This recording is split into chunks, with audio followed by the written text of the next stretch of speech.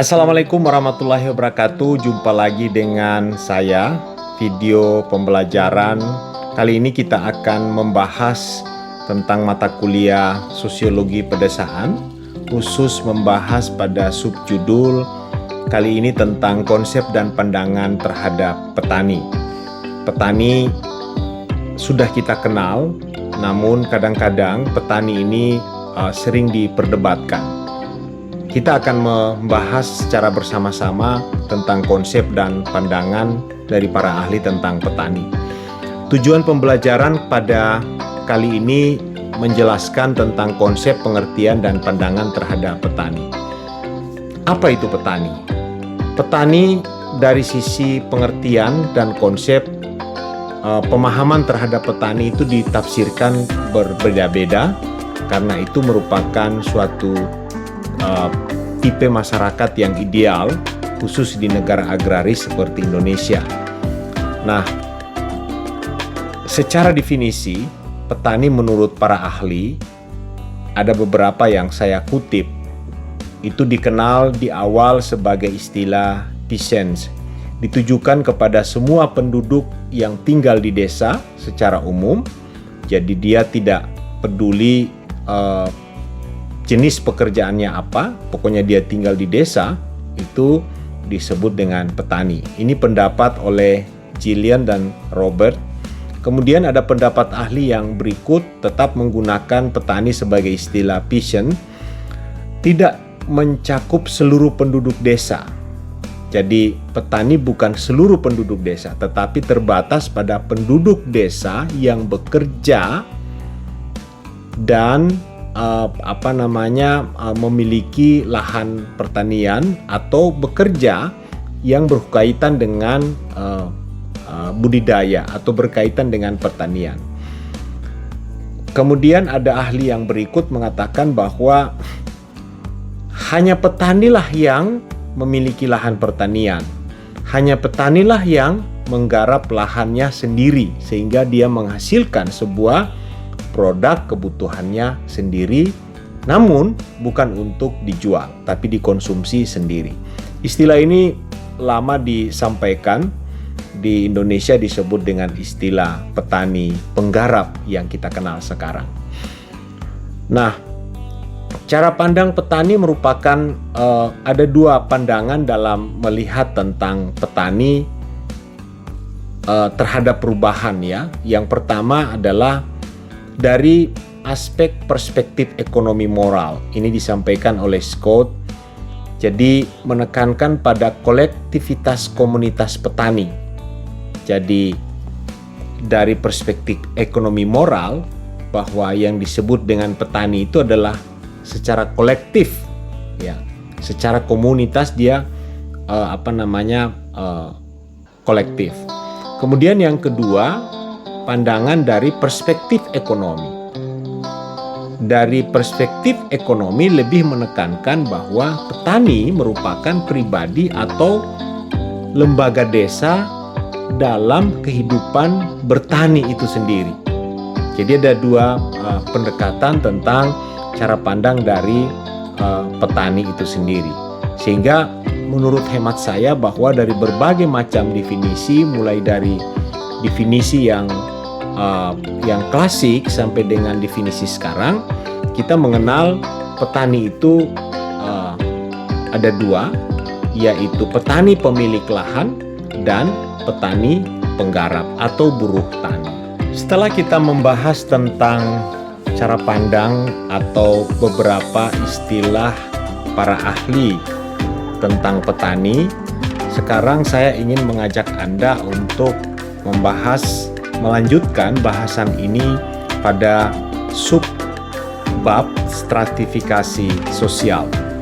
Ini penting sekali untuk dibahas dalam kaitannya ingin menelaah tentang sosiologi pedesaan.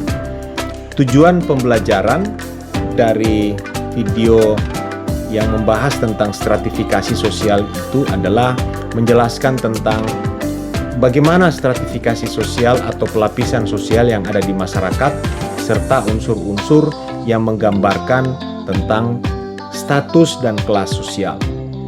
Dari sisi pengertian, stratifikasi sosial atau pelapisan sosial adalah pembedaan terhadap masyarakat ke dalam kelas-kelas secara bertingkat atau hierarki yang wujudnya adalah kelas tinggi, kelas menengah, dan kelas rendah.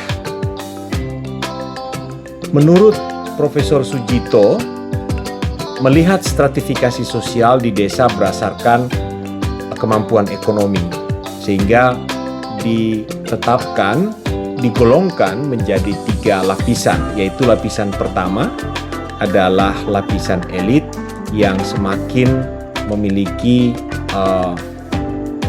kemampuan dari ekonomi, memiliki modal, memiliki usaha, itu masuk pada lapisan pertama.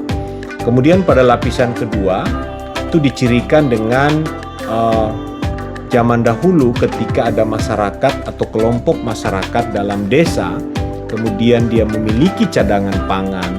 Biasanya dia memiliki lumbung pangan yang berada di belakang rumah atau di depan rumah, itu masuk pada kelas lapisan yang kedua.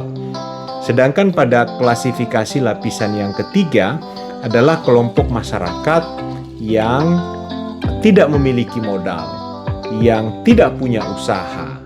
Biasanya pada lapisan ketiga ini masuk pada kelompok-kelompok buruh tani. Kemudian dari stratifikasi sosial kita ingin mempelajari lebih dalam lagi tentang unsur-unsur yang ada di dalam kelas-kelas sosial yang saya sampaikan terdahulu.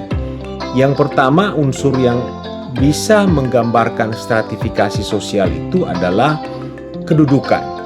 Jadi kedudukan sebagai posisi seseorang dalam kelompok sosial yang terkait dengan kelompok-kelompok lain yang lebih besar. Jadi dalam kedudukan itu sendiri ada yang disebut dengan kedudukan sosial.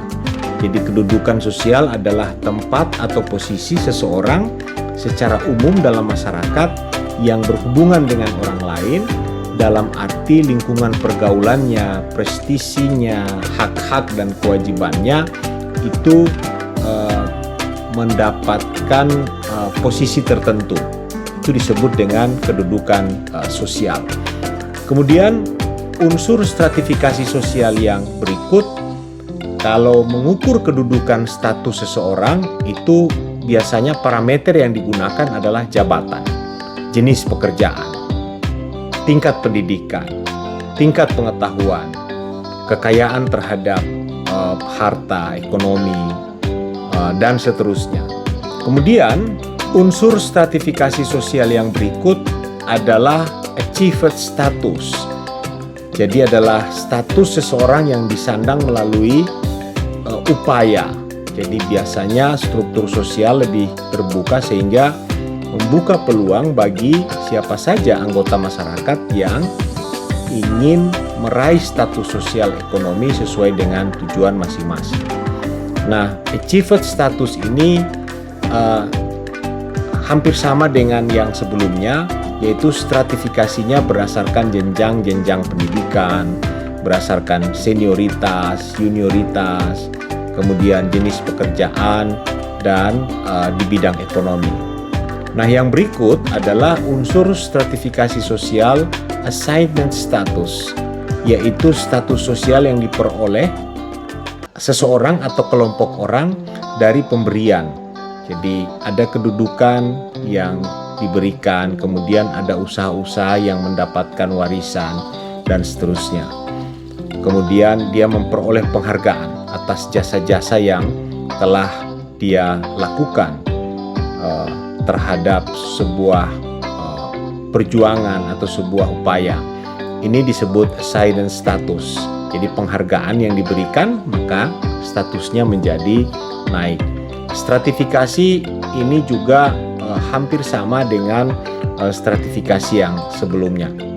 Saya kira ini hal-hal yang penting terkait sub bab yang membahas tentang stratifikasi sosial dan konsep pandangan tentang petani.